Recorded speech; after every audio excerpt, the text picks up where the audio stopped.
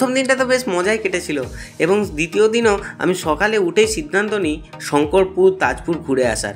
তাই বেশি দেরি না করে একটা অটো ধরে বেরিয়ে পড়ি শঙ্করপুর আর তাজপুরের উদ্দেশ্যে। শঙ্করপুরটা ঠিক মোহনার একটু সাইডেই, কিন্তু এখানকার রাস্তাটা একটু ঘুরে ঘুরে যেতে হয় আর রাস্তাটা ভারী সুন্দর এবং সামনের থেকে দেখতে পাই মোহনাকেও আবার। শঙ্করপুরটাও বেশ সুন্দর জায়গা, ওখানে বেশ খানিক্ষণ সময় কাটাই আর ওখানকার সি বিচে আমি আমার পাটা জলে ডুবিয়ে একটু বাচ্চাদের মতো বেশ খেলে নিই। এখানে বেশিক্ষণ সময় নষ্ট না করে বেরিয়ে পড়ি তাজপুরের উদ্দেশ্যে। তাজপুরে যাওয়ার রাস্তাটা পুরোটাই সমুদ্রের গা বেয়ে, তাই এই রাস্তাটাকে বাংলার ম্যারিন ড্রাইভও বলে। তাজপুরের অভিজ্ঞতাটা আমার ঠিক অতটা ভালো লাগেনি, কারণ সেখানে তাজপুরে গিয়ে বিগত সাইক্লোনের প্রভাব কিছুটা দেখতে পাই আর সেই সময়কার বাঁধ দেওয়ার কারণে মাটিটা এখানকার পিছলে কাদায় পরিণত হয় আর পিছলে যাওয়ার ভয়ে এখানকার সমুদ্রের জল পায়ে না লাগানোর আফসোস তো থেকেই যায়। এখানেই আমার ট্রিপ শেষ বললেই চলে, কারণ রাতে তেমন কোথাও ঘুরতে বেরোয়নি আর পরের দিন ভোরেই হোটেল চেক আউট করে একেবারে সমুদ্রকে বাই বলে বেরিয়ে পড়ি স্টেশনের উদ্দেশ্যে এবং স্টেশনে পৌঁছে ট্রেন ধরে ঘর ফিরে যাই। আসার সময় কষ্ট অনেক হয়েছিল, কিন্তু সবের শেষ আছে বলে মনকে সান্ত্বনা দিই। ছোটবেলায় রচনা আসতো ভ্রমণের অভিজ্ঞতা নিয়ে, এটা রচনা না, কিন্তু